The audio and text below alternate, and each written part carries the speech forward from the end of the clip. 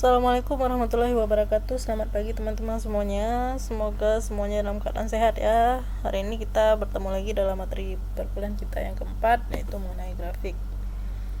Oke. Nah, grafik ini mungkin sudah sering dipelajari ya waktu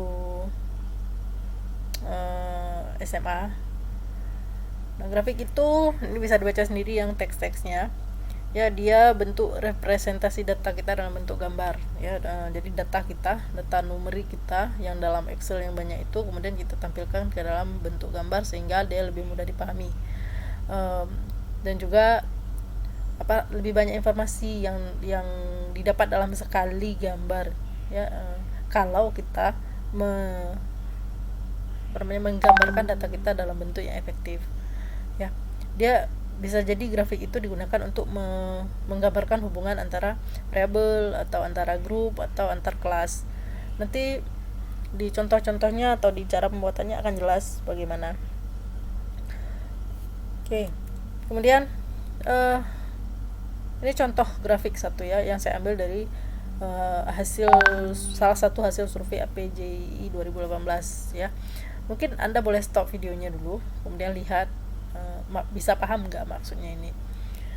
Angka-angka ini bentuknya persentase ya, karena di sini satu-satunya informasi yang nggak ada adalah bahwa dia bentuknya persentase. Coba stop dulu, kemudian Anda bayangkan apa makna dari gambar ini. Oke, dari stop ya. Jadi gambar ini menunjukkan bahwa ada 45%, 45,3% orang di Indonesia itu menggunakan internet. Ya, dilihat di sini gambar internet. Gambar satu, konten internet yang sering dikunjungi. Jadi yang pertama itu, urutan pertama adalah menonton film atau video, 45,3%. Jadi 45,3% penduduk Indonesia itu menggunakan internet untuk menonton film atau video. Dan selanjutnya ya, ada bermain game 17,1%, mendengarkan musik 14,6%, termasuk juga nggak pernah melakukan hal-hal ini itu ada 12,2%. Nah, ini jadi banyak informasi yang ditampilkan dalam sekali tampil dalam sebuah grafik. Oke. Jadi grafik yang efektif itu sederhana, mudah dimengerti oleh orang biasa, menyampaikan fitur penting secara efektif, memiliki judul dan label yang sesuai. Judul ini judul ya. Label di sini tidak ada label ya, harusnya dia ada labelnya. Label biasanya di aksis ada label, dari sumbu X ada label, sumbu Y ada label. Nah, ini tidak termasuk, gambar ini tidak termasuk apa tadi namanya ya, grafik yang efektif ya. Ini tanda-tanda grafik yang efektif. Terus juga akurat secara visual ya. Apa yang tadi yang nggak ada, judul ada di bawah tapi labelnya tidak ada, termasuk juga angka-angka itu tadi angka-angka ini bentuknya apa. Jadi akan membingungkan sedikit ya. Misalnya nih X sumbu X nya ini apa. Nah, karena nggak ada labelnya, seharusnya kan kalau dikasih tahu ini persentase misalnya, maka kita akan lebih mudah memahami. Tapi karena tidak ada, maka agak sulit memahami tabel ini ya. Orang boleh tebak, tapi menebak kan belum tentu benar. Jadi kalau kita mau buat grafik yang efektif, seharusnya syarat-syarat ini kita penuhi ya. Akurat secara visual maksudnya apa? Dia titik-titik 20 ke 40 nya itu jaraknya harus sama. Jadi 40 itu harus tampak 2 kali ukuran dari 20. Jadi memang dia harus sama dia. Skalanya itu harus berurutan akurat ya, tidak 20 ke 40 kok 40 nya kayak 30, itu nggak boleh. Jadi memang kalau 20, kalau ini kan nggak nampak ya, karena ini dia kriteria. Tapi ini kan nampak ya, 10, 20 ke 30, nah ini jaraknya sama. Jadi ini adalah hal yang penting. Nggak boleh nanti 10 di sini terus 20 kurang sedikit di sini, nggak boleh. Nah, karena dia jaraknya ini semuanya harus sama. Oke.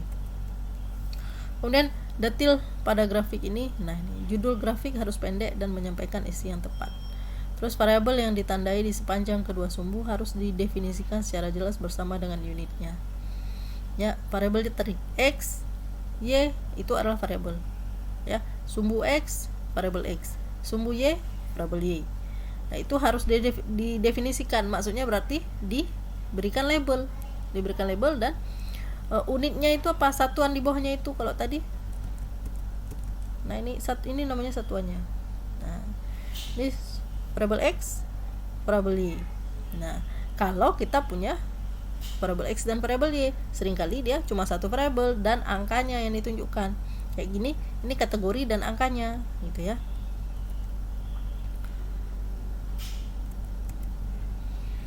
Oke, pola atau warna yang membedakan berbagai komponen grafik harus terlihat dengan jelas. Itu juga. Jadi kalau misalnya mau pakai gambar yang warna-warni itu lebih lebih enak dilihat daripada cuma satu. Tapi yang jelas ini gambar ini warnanya beda dengan gambar yang di bawahnya, sehingga bisa dilihat gambarnya. Oke, kemudian ini soal menentukan titik dan koordinat ya. Ini harus dibaca sendiri dan dipelajari sendiri nanti, karena ini bukan sesuatu yang susah sekali.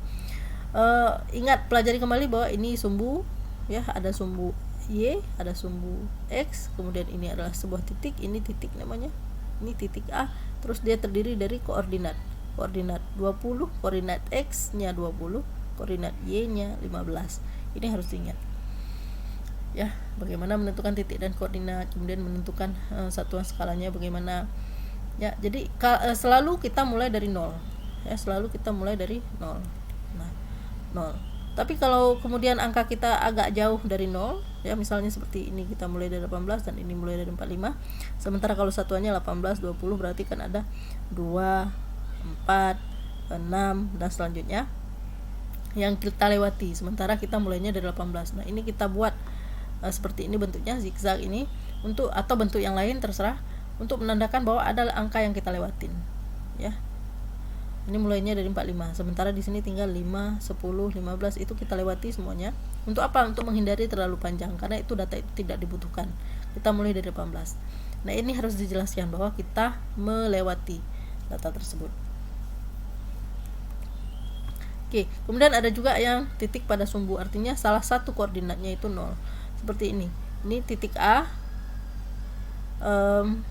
koordinat x nya 0, y nya 30, B koordinat x nya 15, koordinat y nya 0. Jadi titiknya ini berada pada sumbu. Oke, paham. Kemudian kita bahas mengenai tipe grafik. Saya videonya mungkin cepat ya, jadi kalau Anda mau lebih paham, videonya boleh dipendekkan. Kalau di YouTube tuh kan bisa dilambatkan.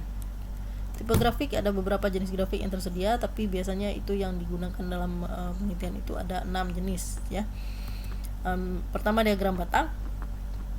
Diagram batang itu digunakan untuk membandingkan besaran beberapa kelompok diskrit ya. Jadi dia diagram batang bentuknya, bilahnya terbuat dari batang, baik dia vertikal atau horizontal, terserah dia mau. Seperti tadi bentuknya horizontal. Nah kalau vertikal bentuk lurus ke atas ya. Diagram batang digunakan untuk membandingkan besaran berupa kelompok diskrit. Ini harus ingat, diskrit dia ya, makanya dia batangnya jadi pisah-pisah. Sebab kalau dia nggak bersambung antara 12 ke 13, ini bukan data bersambung, datanya data diskrit, data terpisah ya. Walaupun kita mau buatnya untuk ukuran yang kita ukur itu diskritkah atau kontinukah terserah, tapi kalau kelompoknya diskrit, maka kita bikin ini ya, datanya mungkin data bersambung tapi kelompoknya diskrit ya. Kalau kita udah bikin kelompok diskrit, maka tetap dia datanya terpisah-pisah begini. Ingat, ini histogram, dia terpisah-pisah. Batang terpisah. Dia yang mirip dengan ini adalah histogram. Nah, histogram itu mirip dengan batang, tapi dia interval kelasnya tersambung ya. Jadi antara kelasnya ini tersambung. Nah, ini yang membedakan dia dengan grafik batang. Dan kalau grafik batang itu dipakai untuk data kategorikal, misalnya apa, ordinal, data nominal, itu pakai histogram. Pakai batang. Tapi kalau untuk grafik yang skalanya yang rasio, interval dan rasio, kita menggunakan grafik histogram ini. Kalau kita datanya itu data bersambung, bukan kelompok-kelompok yang kita pisah-pisah. Kalau kita kategorikan, sebab dia data interval dan rasio itu bisa kita kategorikan. Kalau sudah kita kategorikan, maka dia pakai batang. Kalau dia tidak kita kategorikan, dia merupakan data yang bersambung, maka kita menggunakan histogram. Nah, histogram ini dia batas atas kelompok yang pertama dengan batas bawah kelompok yang selanjutnya itu berhimpitan. Jadi batas atasnya 9,5, ini batas bawah kelompok yang ini adalah 9,5, sama dia. Jadi ini bedanya dia dengan batang. Kemudian selanjutnya ada polygon frekuensi. Polygon frekuensi itu digunakan dia garis, ya. Sering disebut juga dengan grafik garis seperti ini. Nah, yang digunakan sebagai titik-titik ini adalah median dari kelompoknya, median dari interval kelasnya tadi. Ya, kalau interval kelasnya tadi 5 sampai berapa tadi? 10, 5 10, maka 5 itu hitung nanti ya, dihitung pas. 5, 6, 7, 8, 9, 10. Berarti di tengah-tengahnya adalah berapa? 8,5. Nah, kalau ini bukan, ini lain. Ya, ini tidak sama dengan yang tadi. Ini titik tengahnya 7. Ini titik tengahnya 12. Nah, titik-titik tengah ini disambungkan dengan garis lurus, maka disebut dengan polygon frekuensi. Nah, ini ingat, ini frekuensi ya. Kecemasan jumlah siswa, ini skor yang median skornya 7 ada sekitar 8 orang. Median skornya itu 12 ada 15 orang. Median skornya 17 ada 20 orang. Ya, selanjutnya. Kemudian kalau dia garisnya itu kita tarik secara smooth, bukan pakai titik-titik yang kita tanda-tanda tadi, ya. Ini kita sebut sebagai kurva frekuensi. Kalau tadi polygon frekuensi, kalau ini kurva frekuensi. Ya. Kemudian selain polygon frekuensi, ada juga polygon frekuensi kumulatif. Nah, bedanya dia dengan polygon frekuensi, kalau di polygon frekuensi kita letakkan frekuensinya, kalau di kumulatif kita tambahkan dia. Ya. Jadi yang pertama tadi 7 ada 8 ya, di sini tadi coba kita lihat. Balik. 8. Kemudian yang mediannya 12 ada 23. Jadi 7 tambah 15 ya, 15. 7 tambah 15 sama dengan 23. 23 tambah 20 sama dengan 43. Kita lihat selanjutnya. 8 tadi, 23, 43. Terus ditambah sampai habis intervalnya.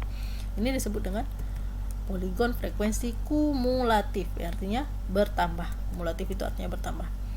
Jadi kalau tadi garis-garisnya kita smoothkan, kita buat jadi tidak bertitik-titik seperti ini, kita gambar secara halus, maka jadinya kurva frekuensi kumulatif. Terus kalau frekuensinya kita ganti dengan frekuensi ini kita ganti dengan persentase, kan sebab dia bisa jadi diganti dengan persentase ya. Frekuensi, kemudian kita bisa jadikan dia persentase. Ya.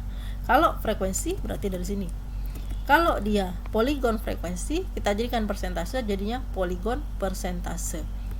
Ini berarti kalau kurva frekuensi kita jadikan persentase, jadinya kurva persentase. Oke. Ya, jadi kalau ini frekuensi kumulatif, kita jadikan persentase, jadinya polygon frekuensi, polygon persentase kumulatif. Oke, jelas ya. Nanti kalau nggak jelas diulang lagi biar lebih jelas. Kemudian satu lagi ini OGIF. OGIF ini mirip dengan polygon frekuensi. Polygon frekuensi kumulatif mirip. Cuman ada 2 dia, ya, ada 2. Begini. Ada yang bertambah terus kumulatif positif disebut dia. Jadi semakin lama semakin kita tambah, ada yang semakin lama semakin kita kurang. Jadi dari ininya dulu, dari totalnya dulu. Total terus dikurang frekuensi pertama. Frekuensi pertama tadi 8 misalnya. Nah, ini bukan gambar yang sama dengan yang tadi ya, makanya ini nggak representatif gambar yang tadi.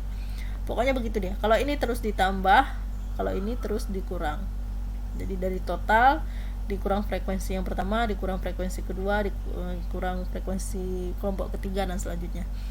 Kalau di persentase begitu juga. Persentase 100% dikurang persentase kelas pertama, persentase kelas kedua, persentase kelas ketiga, dan selanjutnya. Oke. Terus yang selanjutnya yang terakhir ya adalah diagram pie atau diagram lingkaran.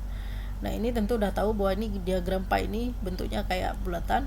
Jadi gunakan untuk dia beda dengan yang lain. Kalau yang lain ada sumbu X, sumbu Y. Kalau yang ini nggak ada sumbu X, sumbu Y. Jadi dia hanya mewakili seluruh lingkaran 100% kasus ya. Kemudian digambarkan frekuensi atau persentase, biasanya persentase dari setiap kasus. Nah, ini misalnya dari 100%. Jadi kalau ini tentang apa ini? Favorite type of movie. Survei tentang film favorit orang-orang. Jadi ada 30% orang suka roman. Kemudian selanjutnya ada 25% dia suka action, 20% suka komedi, 20% sci-fi ya. Kemudian ada drama 5%. Nah, selanjutnya kalau diagram pie ini juga boleh dispesifikkan lagi seperti ini. Nah, ini kenapa ada 2 diagram? Nah, ini maksudnya ini other, ada yang lain. Ini nggak tahu tentang apa, pokoknya begini. Ada Italia 30%, Iceland sekian, Jerman sekian. Terus ada othernya ini berarti yang lainnya. Yang lainnya ini boleh dikecilkan lagi seperti ini, dibuat lagi. Yang dari 21% other ini ada France 5,3%, Australia 3,6%. Nah, ini juga begini. Jadi grafik itu boleh digunakan untuk menceritakan data secara detail seperti ini. Ya, oke. Nanti selanjutnya saya akan jelaskan di film selanjutnya, di video selanjutnya saya akan jelaskan mengenai bagaimana membuat gambar di Excel dan juga penjelasan materi minggu lalu. Oke, saya berhenti dulu. Selamat belajar. Dilihat ini dulu, boleh diulang-ulang. Nanti video selanjutnya akan saya berikan juga.